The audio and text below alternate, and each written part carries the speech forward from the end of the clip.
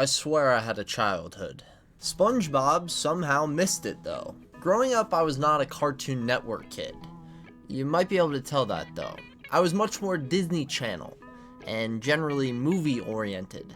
For whatever reason, after a few years of adulthood, I decided to start watching some Cartoon Network. There's this whole side of my generation's childhood I feel I've missed. Adventure Time, Courage the Cowardly Dog, The Regular Show. As I started chipping away at a few of these shows, I decided it was finally time for the sponge. Somewhere around that time, I also realized SpongeBob wasn't on Cartoon Network. Whoops, I guess this video is really going to show off my childhood media holes. I need to see why my mom wouldn't put stories of Bikini Bottom on the TV, no matter how old I am, or if there's tens of thousands of better children's TV shows to watch first. Today, I will be watching SpongeBob. SpongeBob SquarePants! The first binge felt a lot longer than it actually was. Up top, we just have to talk about the intro, which I will say was a banger. I can already sing every single lyric, even though I've never seen a single full episode of SpongeBob in my life. And I somehow have vivid memories of SpongeBob playing a little flute with his nose. The first episodes are alright. It's just SpongeBob trying to get a job and introducing us to some characters. I started questioning if there are going to be a lot of adult jokes in this, because there's an episode called Reef Blower, which I feel like is a weed joke. Maybe I'm just, looking too far into it and it really just is a leaf blower joke. In what has to be the best character intro, we have Sandy, and I just love her so much. She's this little chipmunk or squirrel, she's a squirrel. And I just love how nobody questions why she's underwater at all. She's just chilling down there, hanging out with all these friends. During this episode, we also get our first use of actual pictures as we see SpongeBob and Patrick trying to operate without water. I forgot to mention in that Sandy episode, there's also the first meme of Nenny in this first season, by the way. Oh my god. I don't need it. I don't need it. I don't need it. I need it! So there's meme number one. We can probably start counting them. Before we get out of these first 5 episodes, we do have Plankton's intro as well, which I think is a great character to be topping off all this. And just, I don't know, setting up an adversary to SpongeBob's place of work. This really works out as a good first 5 episodes to the season. I'm honestly enjoying it. Oh yeah, meme number 2, by the way. I think it's in that episode. It's not just a boulder. It's a rock. Best episode of the first 5, I'm going to go with Sandy's introduction. Is it Reef Blower? Or is it? No, it's Tea at the Tree Dome. I just love her voice. Like I said, her voice is just lovely. It's just lovely. I don't know who that voice actress is. Sandy, voice actress. Carol Lawrence, I love you. The worst episode has to be Ripped Pants. It's just way too simple of a concept, I really think. There's a couple of these early episodes that feel more like proof of concept shorts than full stories. Which is fine, I guess it's only 10 minutes. Before we move on to the next episodes, I'd want to stop here to talk about the animation style really fast. I do like the animation style. Obviously 2D is very, very simple. The backgrounds often look the same. It does feel like a stoner show to me. I don't know why. I haven't really heard anything about this, but it does. It's quite colorful, and I really like the real pictures and just kind of random, very like up close and super detailed animation, kind of like anime style, detailed frames they'll go for. I don't love the look of all the characters, but SpongeBob's easy to look at. Of course, I love Sandy. The animation's just loose and simple. I see why kids like it. I don't mind it. Okay, let's go watch these next ones. 2 hours later. More SpongeBob binging later. I'm realizing in these episodes that there's not going to be a bunch of episode recurring jokes. Unless it's character stuff, right? Certain characters have their tropes, and they keep doing those things over and over, having those tendencies or hobbies. Like jellyfish hunting. That keeps happening again and again. But I'm just not really, getting all the callback jokes that I want, or the one character that keeps doing the exact same thing. Where's all the 20 years later narrator stuff? On the same line of comedy, this show has so many physical gags. It hasn't gotten too gross so far, but oh my gosh, there's not too much, dialogue comedy. It's very simple, physical, slapstick. This type of comedy does work really well with that simple concept that I'm talking about, because they'll take a really simple concept and make as many jokes as possible with it, and then that's just the episode. The jellyfish episode is pretty much an example of that. There's this whole Mermaid Man and Barnacle Boy thing, these two ex-superheroes, and there's just a slight PTSD joke. Probably wouldn't fly now, but I mean, it's, you know, 90s. One episode that I have to talk about, even though it's not quite my favorite, is this spaceship episode. Maybe I like it so much because it's kind of a Sandy episode. Going to the moon, or what they think is the moon, and then literally kidnapping the whole town because they are just that dumb. It is a shame. Well, not really a shame, but it's interesting that that episode ends with no resolution, really. Everybody just dies on the moon. They're kind of taking advantage of not having a story that flows through the season. There's some more naked SpongeBob in this season, and I do want to mention something kind of funny. They block out his crotch a lot. It's only funny because they also show his crotch and there's nothing there, but they block it out like he has genitalia. And now we're going to get to my first real laugh out loud point, finally. Yes, after the second sit down. It's an opposite day. This is where Patrick is told that it's opposite day, and so realizes that that means that he probably shouldn't breathe.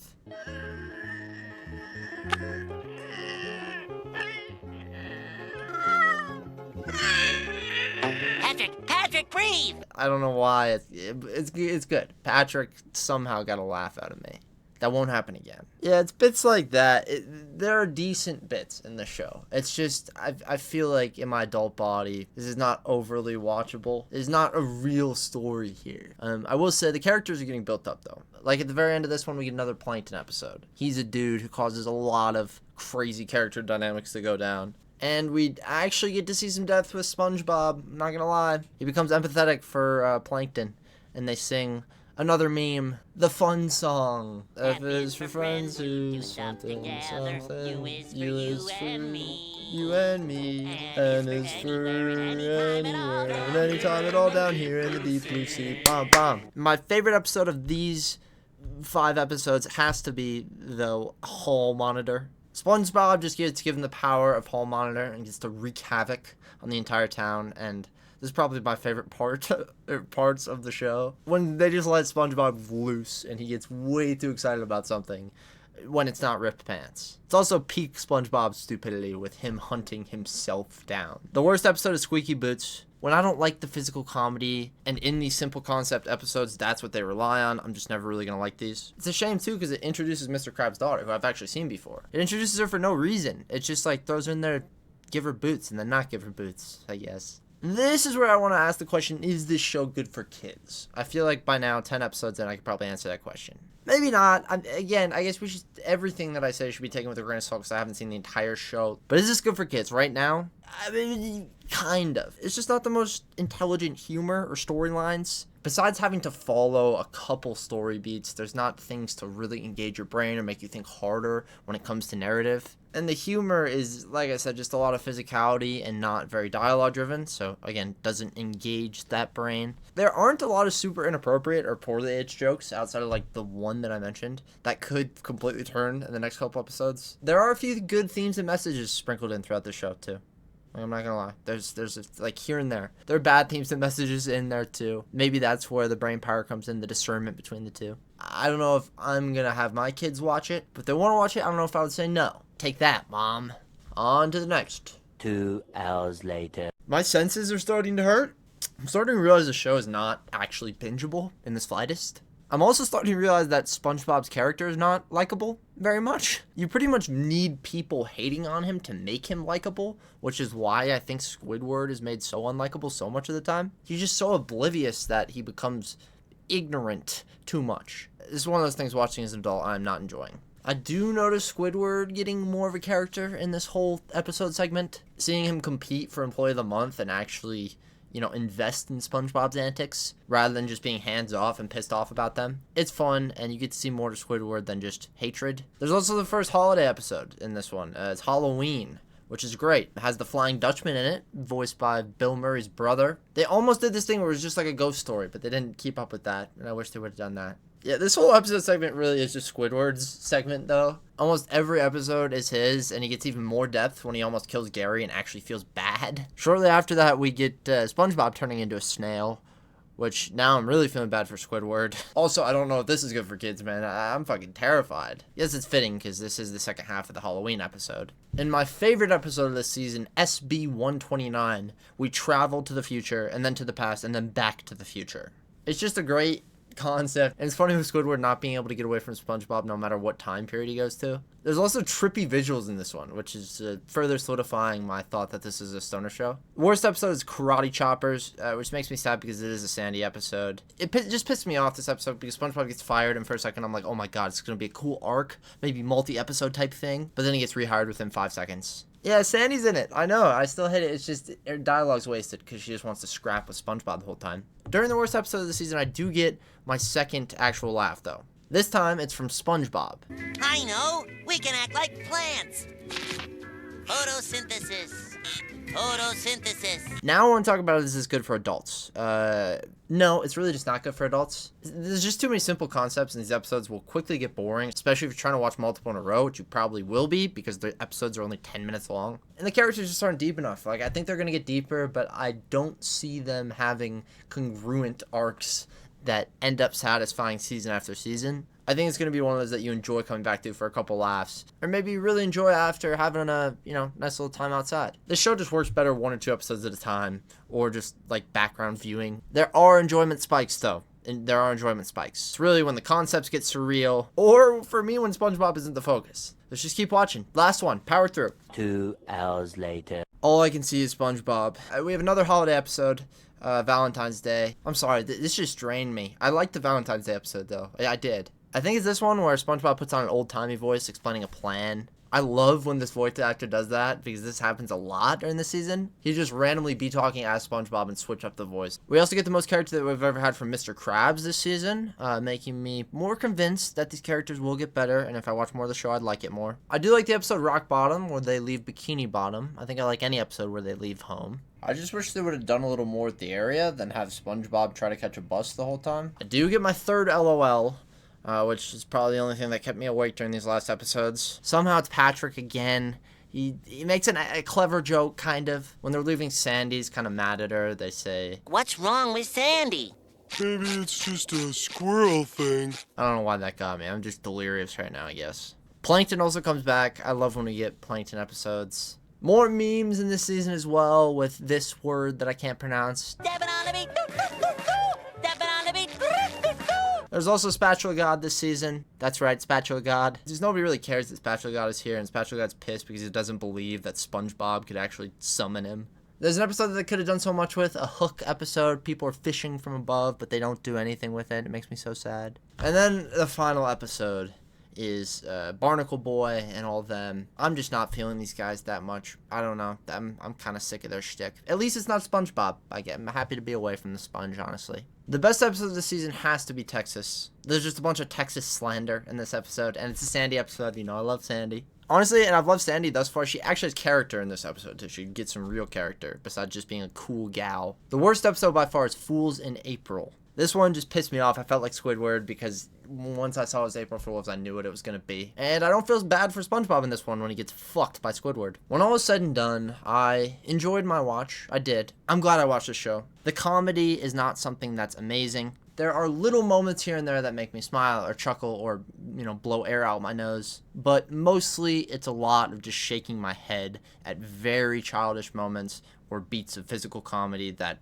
aren't up my alley. The story, I wish, carried over more so. I feel that SpongeBob's story doesn't go far enough in each episode when they know things are resetting in the next. As far as characters, like I said, I don't like SpongeBob that much. He just doesn't have much to him, and he's so stupid to the point where when you don't mesh with the comedy well, you're not going to mesh with SpongeBob, the character, well. His counterpart's also Patrick, who's stupider than him somehow. Yeah, Sandy's the best character-wise. I love Sandy, and the supporting cast is great. Besides, we need more Plankton. Give us more Plankton. So yeah, really, all that leaves me with now is, what do I rate the show overall? In small doses, I feel like this would be very different than my binging rating, because the stories can be good depending on the episode. I feel like the comedy is going to be better in small doses. Just everything's going to be better a little bit at a time. But overall, watching all this in one day, I'm going to put this one on a 3.5. I can see where the nostalgia comes from with this show, because you can go back and enjoy it on a level that's different than when you watched it as a kid, yet not in a bad way. As an adult, this show will be fun to look back on.